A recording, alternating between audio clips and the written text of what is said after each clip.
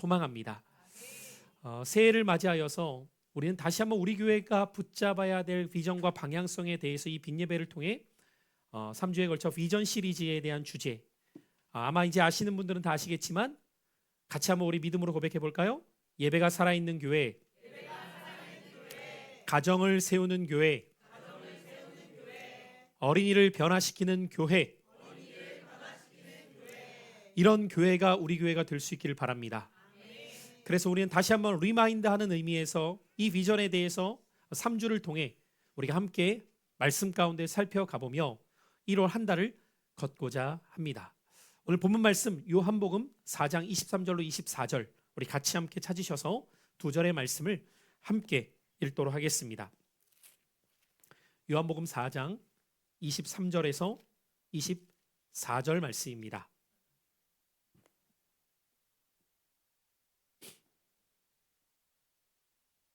찾으신 줄 알고 함께 읽겠습니다. 시작.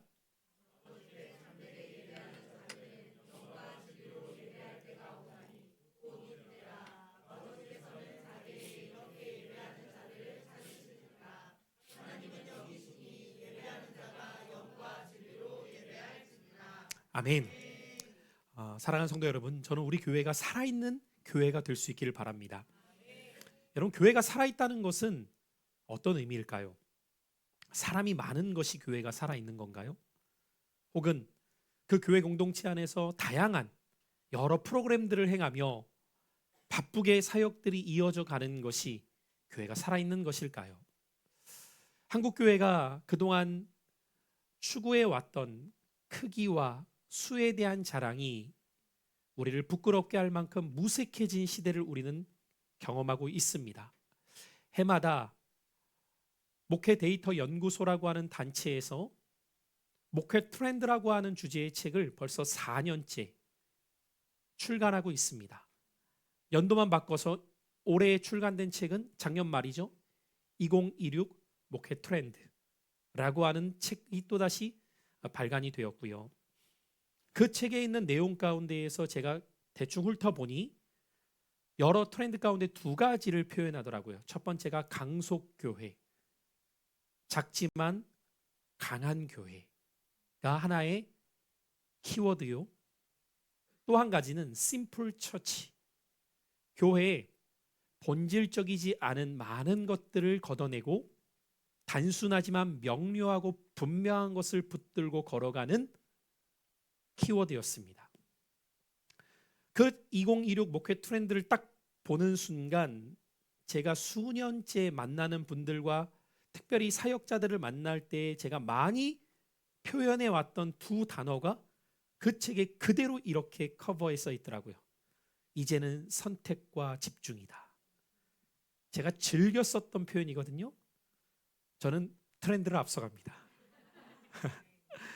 선택과 집중이라는 표현을 굉장히 많이 써왔었고, 그래서 어떤 목사님은 제가 반복적으로 표현하는 그 표현에 굉장히 인사이트를 많이 얻어서 어떻게 선택하고 집중해야 될까를 고민하면서 목회를 리빌딩하는 분도 계심을 보았습니다. 결국 여러분, 중요한 것은 보여지는 무엇인가가 아니라 그것을 작동시키고 있는 본질이 무엇인가가 중요하다는 거죠. 사람이 움직여지고 있는 것이 중요한 것이 아니라 그를 움직이게 만드는 본질이 무엇인가가 더 중요한 것 아닙니까? 어떤 사역을 하고 있느냐가 중요한 것이 아니라 그 사역을 어떤 사람이 어떤 마음을 가지고 하고 있느냐가 더 중요하다는 것이죠. 예배를 드리는 것이 중요한 것이 아니라 어떤 예배자가 그 예배를 어떻게 드리고 있느냐가 중요하다는 거예요. 그래서 성경은 교회가 죽어 있다고 표현할 때에 그 핵심을 어디에서 들려주고 있느냐? 예배입니다. 살아있는 교회를 보십시오, 여러분. 어느 교회를 막론하고 그 교회를 가보면 제일 먼저 그 교회가 살아있음을 가장 분명하게 느끼는 시간은 예배 시간이에요. 그 예배를 통하여서 이 교회 공동체가 어떤 스피릿을 가지고 어떤 갈망 가운데에 신앙생활을 하는 성도들이 모여 있는가를 분명하게 알 수 있습니다. 저도 제법 집회를 많이 다니지 않습니까? 집회를 다니다 보면요, 여러분, 가서 그 예배 가운데 참여해 보면 이미 그 교회의 영적인 분위기가 거의 8, 90%가량은 읽혀집니다. 왜 그럴까요, 여러분? 우리는 영적 존재이기 때문이에요.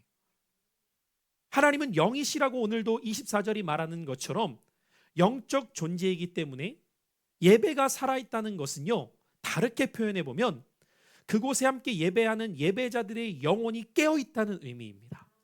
영혼이 깨어있어요.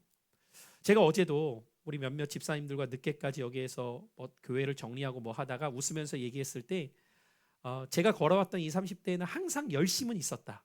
중요한 것은 그 열심의 결과가 달랐을 뿐이다 라는 이야기를 하면서 제가 원아트 사역을 하기 전에 했던 집회 사역을 얘기했는데, 그때 집회 사역이 뭐였냐면 Awakening Worship이었어요. Awakening Worship. 그 사역도 제가 한 3년 반 하다가 접혔거든요.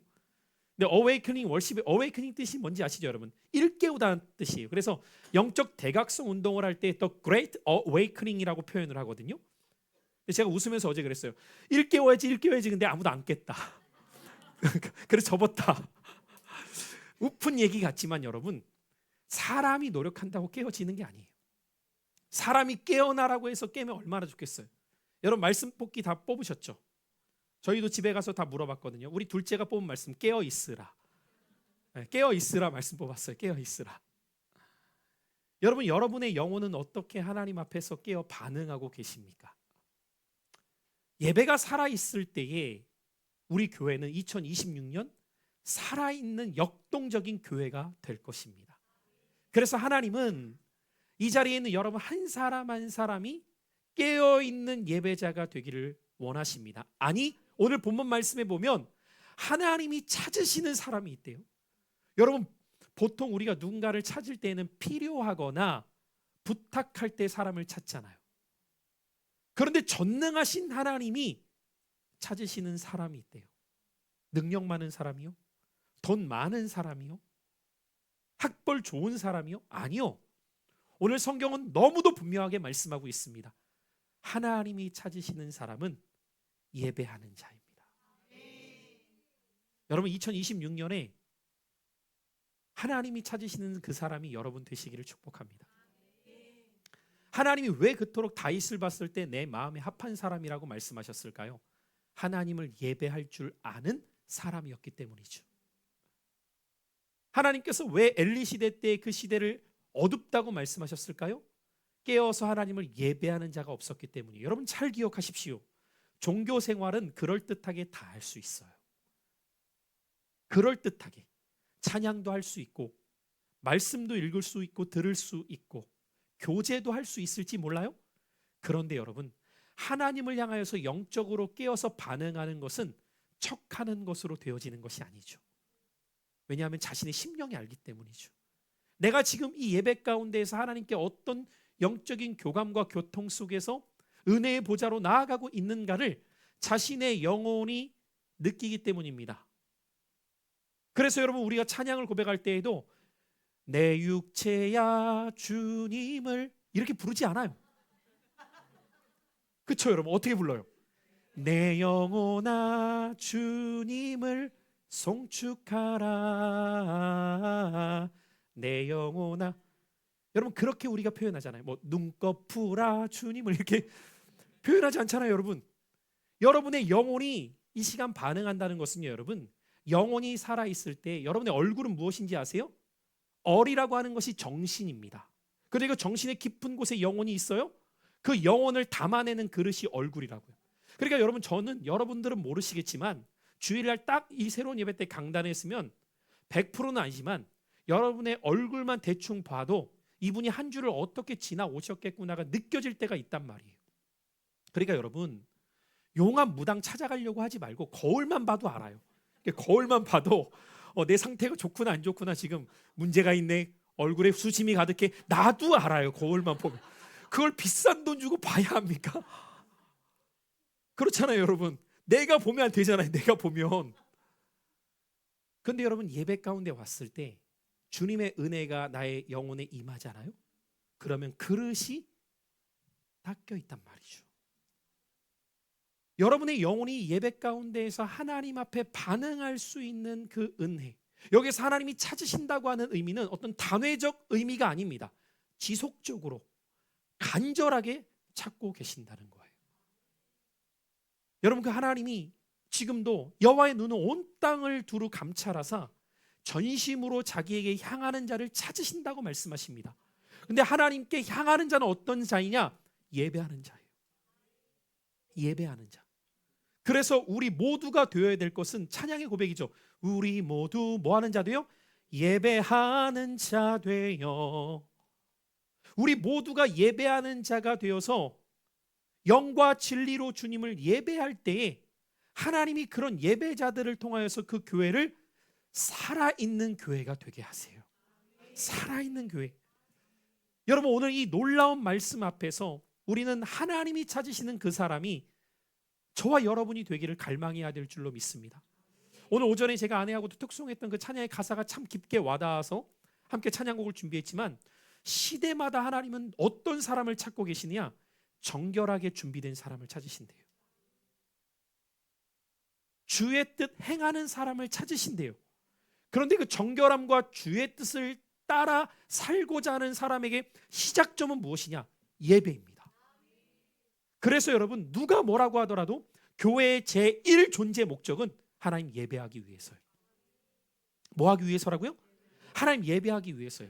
웨스트민스터 소요리 문답 제1번에 보면은 인간의 제일 되는 목적을 이렇게 기록하고 있습니다. 인간의 제일 되는 목적은 하나님을 영화롭게 하며 영원토록 그를 기뻐하는 것이라.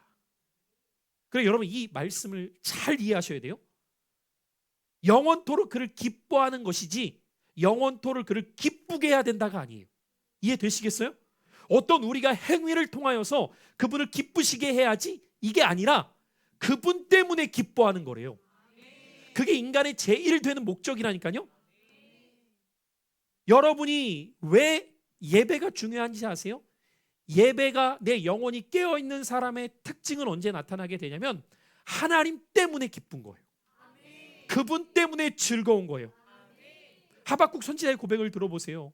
무화과 나뭇잎이 없고 포도나무가 없고 외양간에 소가지가 없고 소출이 없어도 난 여호와로 인하여 즐거워하며 구원의 하나님으로 말미암아 기뻐하리로다. 기뻐하는 거예요, 여러분. 그래서 우리의 힘이 뭐예요? 주를 기뻐하는 거예요. 우리의 힘은 주님을 기뻐하는 거예요, 여러분. 여러분이 예배를 드릴 때 왜 예배가 여러분에게 기쁨이 되어야 하느냐? 주님 때문입니다. 어떤 조건이 아니에요, 여러분. 오늘 말씀이 얼마나 나에게 필요한 말씀이 들려지느냐도 중요하지만 그것은 그 다음 문제라는 거예요. 내가 여호와로 인하여 기뻐할 수 있는 예배자가 될 때에 이미 그 예배는 나에게 누려지고 있는 예배가 되는 거죠. 여러분, 그런 예배자가 여러분 한 분 한 분 되시기를 주님의 이름으로 축복합니다. 이것을 깨닫게 될 때 예배의 본질 안으로 우리는 들어가게 되는데요. 같이 한번 따라해 보실까요? 예배의 본질은 장소가 아닌 관계입니다. 예배의 본질이 뭐라고요? 관계가 핵심이에요. 관계가. 장소가 아닙니다. 오늘 이 요한복음 4장에 보면 수가성 여인, 소위 사마리아 여인이라고 불려지는 여인이 예수님을 만나는 장면 가운데에서 대화하는 가운데에서 그럼 우리는 어디에서 예배해야 됩니까? 라는 어디라고 하는 장소를 물을 때 예수님은 이 산에서도 말고 예루살렘에서도 말지니 그러면서 나오시는 말씀이 예배하는 자는 영과 진리로 예배하라. 이 말씀은 어떤 의미인지 아세요?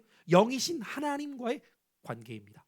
그래서 우리가 가져야 될 예배에 대한 자세는 어디서가 아니라 누구에게입니다. 같이 한번 고백해 볼까요? 어디서가 아닌 누구에게. 그러니까 예배에서 가장 중요한 것은 여러분이 오늘 예배를 통해 누구를 만나고 가셨느냐입니다. 여러분, 오늘 이 새해를 시작하는 첫 주일 여러분 누구를 만나고 가십니까?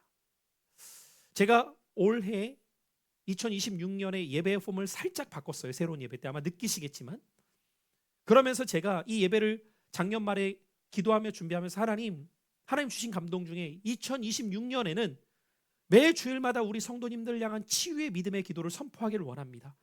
하나님께서 우리 성도들의 마음을 어루만져 주십시오. 근데 제가 왜 오늘 그런 마음은 없었는데 하나님께서 북받치게 하신 은혜 가운데 하나님의 마음이 파토스 되는 순간이었거든요. 저에게는 우리 성도를 위해서 기도할 때 하나님 아버지의 아픔이 마치 우리 성도를 향한 긍휼의 마음으로 느껴지는 거예요.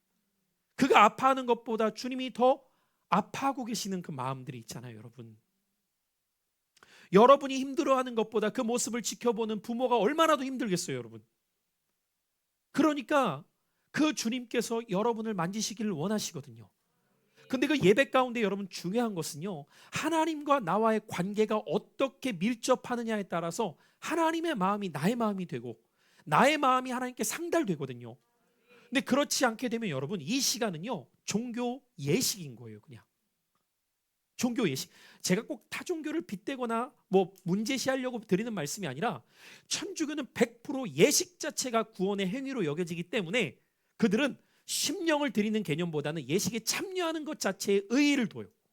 이해되시겠어요, 여러분? 그러나 프로테스탄트, 개신교는 그렇지 않습니다. 우리의 온 인격이 주를 만나기 위해 나아가는 겁니다. 우리의 전심이 주님 앞에 나아가는 시간이 이 예배를 통해 이루어지는 거예요. 그래서 예수님은 예배의 초점을 장소에서 관계로 옮겨 가시면서 예배의 본질이 어떤 찬양의 스타일이나 설교의 형식이나 예배의 분위기에 좌지우지되는 것이 아니라 말 그대로 하나님과 우리와의 만남으로 예배를 말씀하고 계셨다는 거예요. 아마 오늘 이 자리에도 과거의 신앙생활을 다른 곳에서 해보셨던 분들은 다양한 경험들이 저마다 있으시겠죠. 찬양의 스타일도 그러실 수 있고요. 말씀의 스타일도 그러실 수 있고요. 예배의 전체적인 분위기도 그럴 수 있습니다. 그런데 여러분, 그것이 예배의 본질이 아니에요. 그 다양성은 하나님께서 우리 다양한 사람들을 위하여서 만들어 갈 수 있게끔 열어놓으셨다면 변치 않는 한 가지 사실은 그 모든 상황 속에서 주님을 만나고 돌아가야 됩니다. 그것이 예배의 핵심이에요. 그때 여러분은 한 주를 살아갈 힘을 얻습니다. 제가 오늘 여러분에게 말씀 이후에 간절히 기도할 때에도 그 걸음이 한 주 동안 여러분이 경험되는 은혜가 되기를 사모하면서 기도했던 거거든요. 이곳에서만이 아니라 어떤 특별한 장소여서가 아니라 주님과 동행하는 그 발걸음 속에서인 거죠. 자, 그러면 오늘 예수님께서는 주님과의 관계 가운데에서 예배자의 모습이 어떠해야 하는가를 영과 진리라는 표현을 통해 말씀하십니다. 나는 예배하는 자들을 찾는데 그 예배하는 자는 영과 진리로 예배할지니라. 자, 그럼 먼저 영으로 예배한다는 것, 그것은 어떤 모습을 우리에게 말하고 있는 것일까요? 조금 전 드린 말씀처럼 우리의 전 인격이 하나님을 향하는 예배가 영으로 드리는 예배입니다. 우리가 예배를 드릴 때 하나님, 제가 지금 이 순간 주님 앞에 서 있습니다. 제 머리끝부터 발끝까지 영혼 육이 주님을 향하는 시간 되게 하여 주시옵소서. 그래서 종종 제가 기도할 때 이렇게 표현할 때가 있죠. 우리의 몸만 이곳에 와 있는 것이 아니라 우리의 전심이 주를 향하게 해 주십시오. 저는 이 목양실에서 말씀을 전하러 나오기 전에 항상 마무리 기도를 할 때 그렇게 기도하며 나오게 됩니다. 하나님, 주의 종의 입술을 통해 말씀하옵소서. 저의 입술을 통해 주의 말씀이 되어될 때 여러분이 말씀 가운데에서 주님을 보게 되는 것, 그것이 목회자가 행해야 될 일이에요. 이 말씀 가운데 여러분이 저를 보는 것이 아니라 이 말씀을 통해 주님을 보게 되는 것. 우리가 왜 이 예배 가운데에서 전심을 드리는 것이 중요할까요? 하나님은 우리에게 말씀하십니다. 나를 사랑하는 자들이 나의 사랑을 입으며 나를 간절히 찾는 자가 나를 만날 것이라. 여기서 간절이라고 하는 표현은 전심을 의미해요. 성경에 보면 이 간절이를 새벽에라고도 표현하는데요. 여러분, 새벽은 어떤 시간입니까? 간절한 자가 일어나는 시간이에요. 간절할 때 우리는 이른 아침 깨어 만나고자 하는 대상을 향해 우리의 마음을 쏟지 않습니까? 그래서 여러분, 예전에 이 샤머니즘과 토테미즘 가운데 우리 조상들은 새벽에 백일 기도를 하죠. 비나이다, 비나이다 하면서 뭘 담는 거예요? 자신의 간절함을 담는 거예요. 아니, 대상이 없는데도 그런 간절함을 담을 정도인데 우리는 창조주 되시는 하나님 앞에 예배한다는 것은요, 그분을 향해 우리의 마음을 간절하게 내어 드리는 시간이죠. 그런데 그 간절함이 간절함만으로 끝나서는 안 됩니다. 그래서 영과 진리로 예배하라고 말씀해요. 진리는 무엇입니까? 하나님의 말씀입니다. 여러분, 그 간절함이 내 중심의 내 뜻의 간절함이 아니라 하나님의 말씀을 붙들고자 하는 간절함이 되어지시기를 바라요. 저는 2026년 한 해에도 최선을 다해 이 단에서 하나님의 말씀을 대언할 겁니다. 바라기는 여러분 한 분 한 분이 이곳에서 대언되어진 하나님의 말씀이 여러분의 영혼을 살리는 말씀이 되도록 간절한 마음으로 말씀을 붙잡게 되시기를 축복해요. 간절한 마음으로. 사실 목회자로서 연말과 연초는 적지 않은 부담감입니다. 아시다시피 계속되어지는 말씀 사역과 또 행정적인 요소와 더불어서 여러 사역들이 계속해서 이어지기 때문에 정말 어떨 때에는 주중에 아침 10시, 11시 나와서 밤 8, 9시까지 앉아서 설교 준비만 하는 것 같아요. 이게 뭐 한 편, 두 편 준비하는 게 아니잖아요. 작년 말부터 여러분 생각해 보십시오. 성탄절부터 송구영신부터 또 신년 여러 부분과 또 기도회까지 이어지는 계속해서 이어지는 시간 속에서 또 여러분은 못 느끼시죠? 저는 또 벌써부터 선교를 다녀와야 되는 그 마음 속에서 그 주간은 미리 설교를 준비해 놓지 않으면요, 갔다 와서 토요일 날 와야 돼요.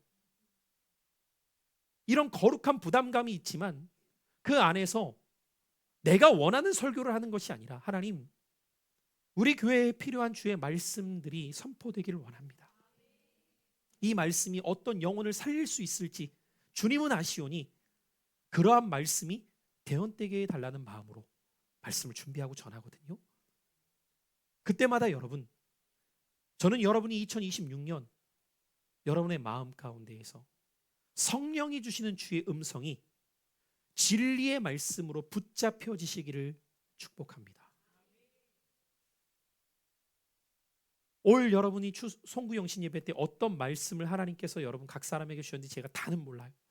제가 3기 제자반과는 목요일 날 그 뽑은 말씀을 한번 나누자라고 해서 1월 1일 날 다 나눴거든요.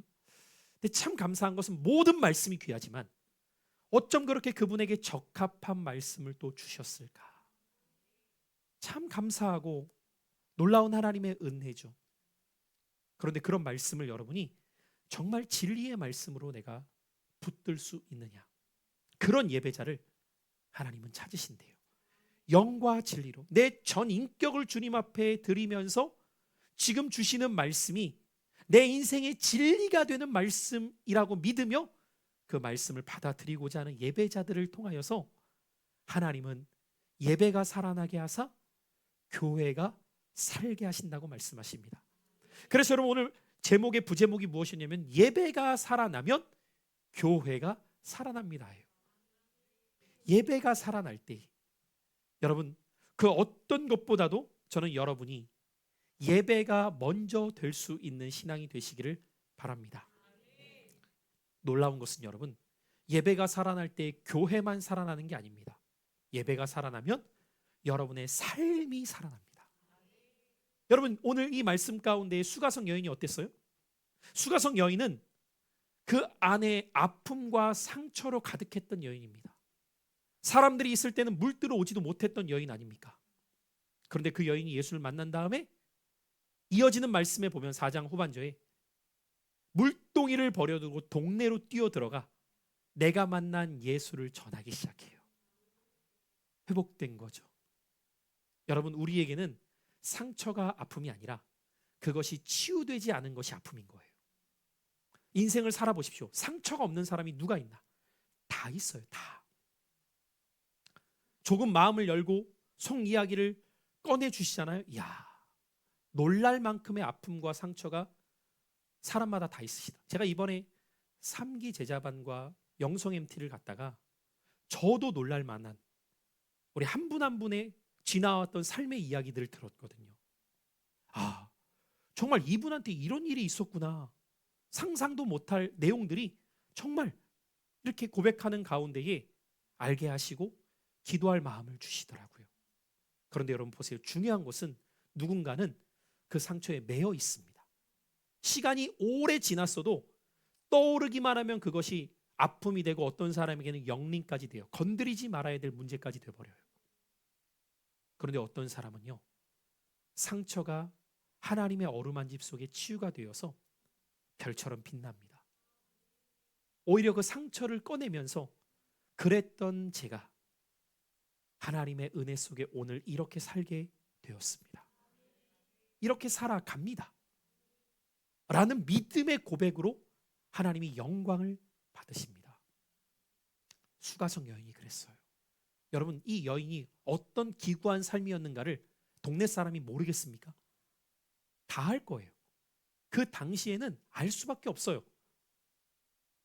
길드의 구조였기 때문에 딱 마을마다 아는 사람들이 다 아는 구조 아닙니까? 뭐 지금처럼 현대 사회 속에서 옆집도 모르는 그런 시대가 아니거든요.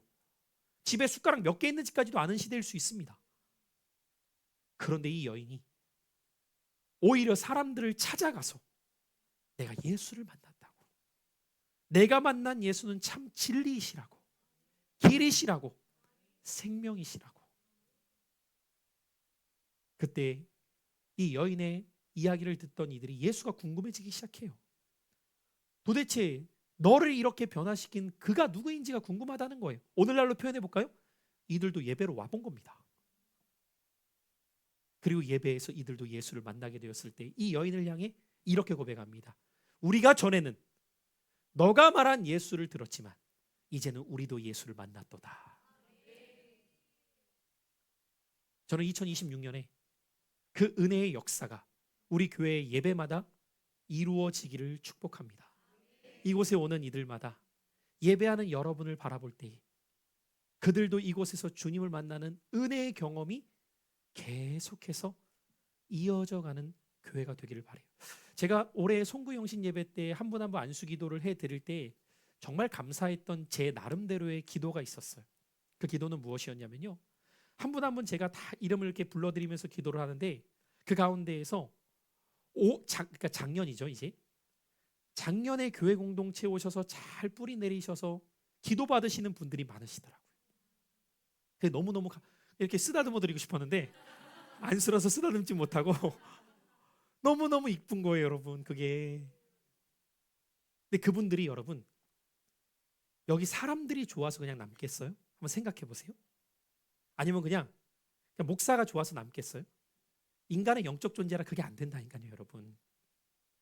교회는 참 놀라운 이 구조인 게 은혜가 있으면 다 이해가 돼요. 근데 은혜가 없으면 하나도 말이 안 돼. 이해되세요, 여러분? 그러니까 은혜가 빠진 상태로 말을 하려고 하면 이게 무슨 모임이야 지금? 이 뭐야 이게? 이렇게 되는 거예요, 여러분. 하나부터 열까지 불평충만할 수 있습니다. 불평충만할 수 있는 곳이 교회예요, 여러분. 근데 은혜가 임하면 범사가 감사해져. 그렇게 좋대. 뭐가 좋은 거야? 여러분, 이 상가 5층까지 올라와서 뭐가 그렇게 좋아요? 네? 뭐가 좋다고 그렇게 안 가요? 은혜가 있으면 이 모든 게 설명이 되는데 은혜가 없으면 납득이 안 가요.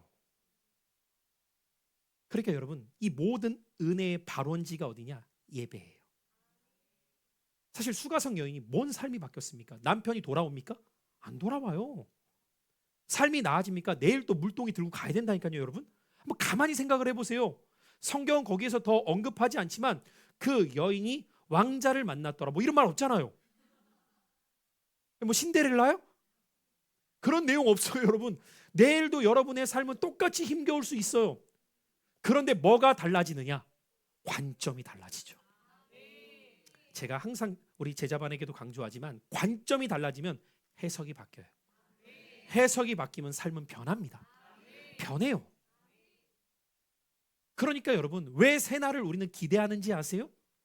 특별한 일이 일어날 것을 바라보기 때문에요? 아니요. 우리 주님은 새 일을 행하실 수 있는 분이니까.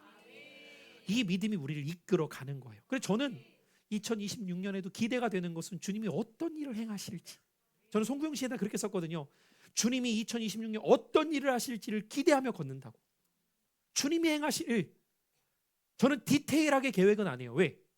내 수준밖에 안 돼. 디테일할수록. 그럼 머리는 복잡한데 이루어지진 않아. 왜 그렇게 살아요? 뭐로? 그러니까 심플하게 한 틀 잡고 주님이 행하실 걸 믿습니다.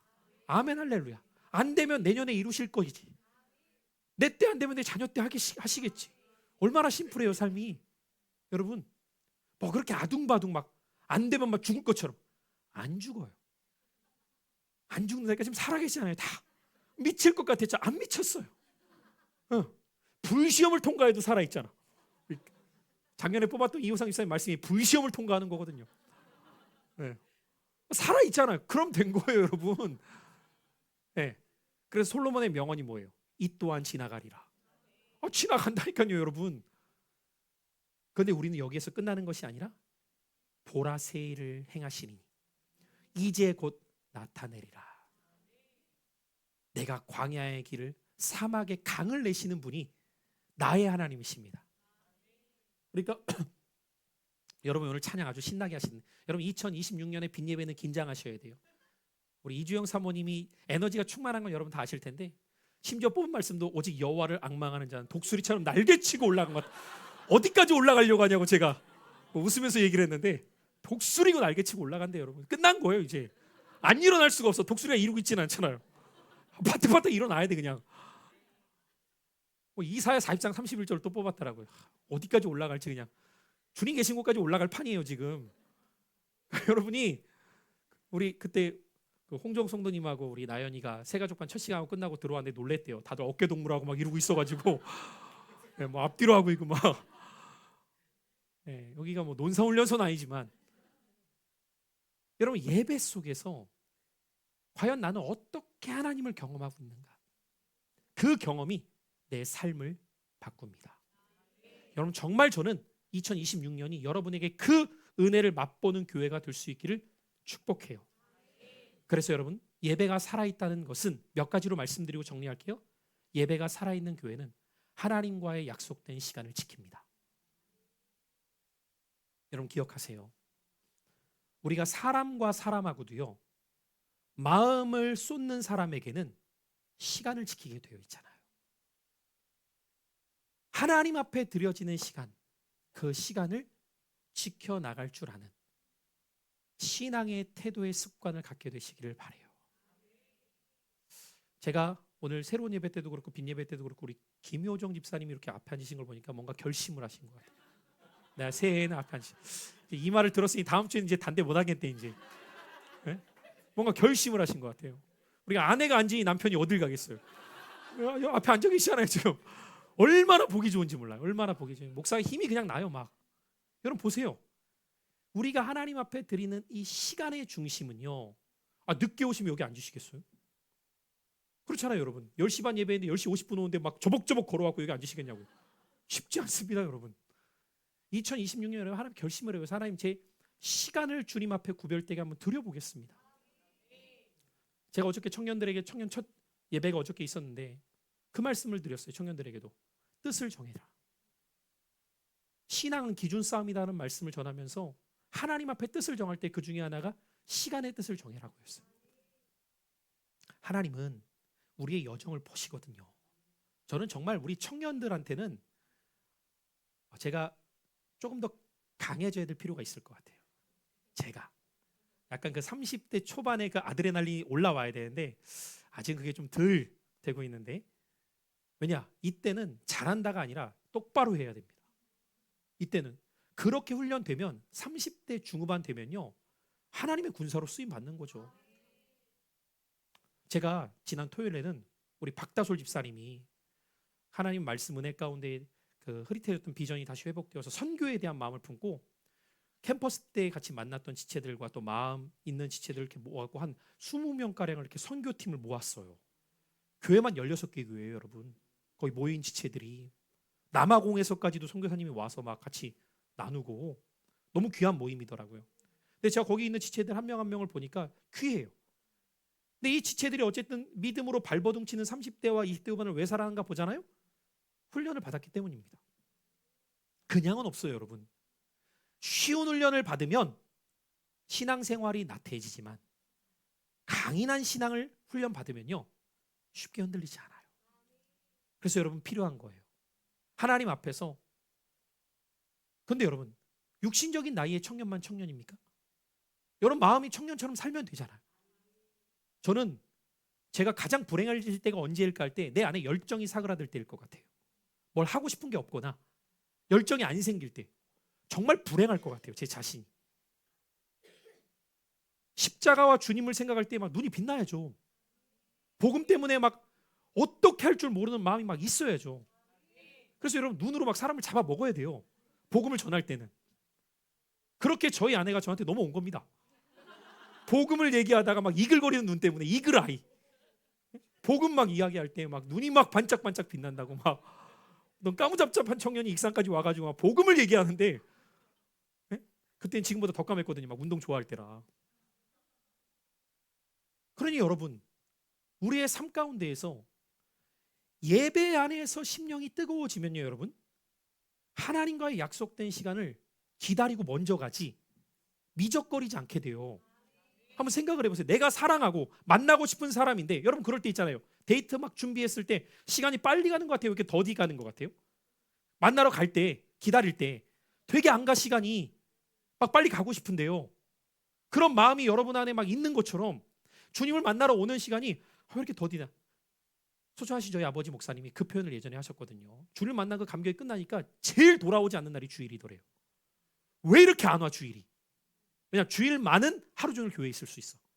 평소에는 농사 지어야 되니까 그 중학생 때부터 농사를 지셨거든요. 그러니까 농사를 지어야 되니까 일을 해야지 저녁만 잠깐 갔다 올 수 있는데 주일은 그냥 쟁기 걷어놓고 하루 종일 교회 가 계셨다는 거예요. 하루 종일. 그 중학생 때. 그러니까 할아버지가 열받아가지고 너 호적에서 팔 거라고. 하루 종일 교회 가서 일을 안 하니까. 그러니까 나는 아들이니까 못 파고 이 집은 내 집이니까 못 나간다고. 그러니까 비유가 노내기 회어먹을 놈이라고. 막 그러면서 결국은 전도하고 막 가정을 변화시키고 그 예수 안에 막 사로잡혀가지고 시간이 왜 이렇게 안 오냐 이거예요. 여러분 2026년이 그 은혜가 있기를 바랍니다. 왜 이렇게 수요일이 더디와 예배 드리고 싶. 예배 중독자가 되라는 말씀이 아니라 그 예배의 감격이 여러분을 하나님을 향한 그 시간의 갈망으로 연결되시기를 축복해요. 목사님 저도 여러분 예를 들어볼게요. 막 설교하고 싶어서 말씀 전하고 싶어서 막 기다려줘야지 행복하지. 또야 내일도 여러분 이런 곤란합니다. 그럼 여러분 왔을 때 제 표정만 봐도 저도 애쓰죠. 여러분도 애씁니다. 가세요. 이러면 끝나는 거예요. 네? 서로 애쓰네요 또. 그럼 가야 돼 그냥. 주의 말씀에 사로잡히는 그 감격이 하나님과 약속된 시간이 기다려지듯 여러분이 하나님의 은혜 안에서 젖어들 그 시간이 기다려지기를 축복해요. 시간을 지키는 이 한 해가 될 수 있기를 축복합니다. 두 번째로 예배가 살아있는 교회는요 사역보다 예배가 먼저입니다. 같이 한번 따라해볼까요? 사역보다 예배가 먼저입니다. 그래서 여러분 저는 부탁드리고 싶어요. 이해는 되고 상황은 충분히 여러분이 잘 섬기려고 하는 건 알겠는데 예배에 지장이 되지 않는 선 안에서 하셔야 됩니다. 그래서 제가 늘 말씀드리는 이유가 있어요. 무엇인가를 준비한다는 것 때문에 예배가 분주해지면 안 하는 이만 못해요 여러분. 안 하는 이만 못해요. 매주 귀하게 섬기는 우리 주방봉사도 여러분 미리 끝내시든가 좀 늦게 해도 돼요. 10분 15분 늦게 먹는다고 죽지 않습니다. 성도님들을 딱 시간에 맞게끔 따뜻하게 섬기려고 하는 마음은 알지만 하나님 앞에 예배를 끝까지 온전하게 드리는 자세를 가지셔야 돼요. 그러지 않으면 여러분 내 마음이 다른 것에 빼앗겨 버려요. 섬김도 마찬가지입니다. 내가 섬겨나가는 그 일을 행하는 것 때문에 주님을 향한 마음이 놓쳐진다면 안 하는 이만 못하게 돼요. 그래서 꼭 기억하십시오. 사역보다 예배가 먼저예요. 마르다를 책망하셨던 이유는 밥 지어서가 아니에요. 중심이 다른 곳으로 옮겨져 있기 때문입니다. 오늘 저와 여러분의 중심 속에 과연 나는 무엇이 우선이 되어 있는가? 그래서 2026년 바라기는 여러분이 곳곳에서 귀한 섬김으로 함께 걸어가실 때 사역보다 예배가 먼저가 되시기를 축복해요. 사역보다 예배가. 그래서 저희 교회는 아직 그렇게 하지는 못하지만 많은 교회에서 보통 섬김이들을 위한 왜 일부 예배를 드리겠어요. 그 예배라도 하나님 앞에 온전히 집중하여 드리고 섬기라고 하는 의미에서 행하는 거잖아요. 물론 그것에 대한 반작용도 나오기도 하더라고요. 중요한 것은 여러분 방법이 아니에요. 중심입니다. 방법이 아니에요. 중심이에요. 그래서 하나님 앞에 그 중심을 놓치지 않으려면 어떤 방법으로든 우리는 하나님께 집중할 수 있게 돼요. 마지막 한 가지요. 무엇을 주일과 예배 때 했느냐보다 하나님을 어떻게 만났느냐를 기준 삼으십시오. 여러분의 고백은 그래서 어떤 고백이 끊임없이 흘러나와야 되느냐? 오늘의 예배를 통해 내가 경험한 하나님의 은혜가 무엇인지, 내가 만난 하나님의 손길은 무엇인지가 나누어지셔야 돼요. 목장 모임도 그런 모임으로 풍성해지시기를 축복합니다. 내가 만난 은혜가 무엇인지, 오늘 말씀 가운데에서 나에게 주신 하나님의 만지심과 은혜가 무엇이었는지를 서로 나눌 수 있을 때에 그 안에서 진정한 코이노니아가 이루어지기 시작합니다. 그러므로 사랑하는 성도 여러분, 저는 2026년을 살아가면서 우리 교회의 첫 번째 비전, 예배가 살아있는 교회. 예배가 살아나면 교회가 살아나고, 예배가 살아나면 삶이 살아납니다.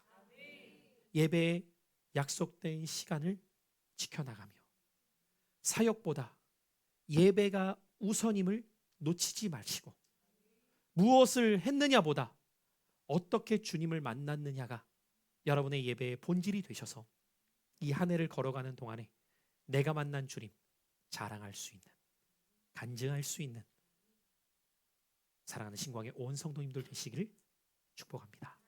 기도하겠습니다. 사랑하는 주 하나님, 예배가 살아있는 교회, 예배가 살아있지 않으면 가정을 세울 힘도, 다음 세대를 변화시킬 능력도 우리는 가질 수 없습니다.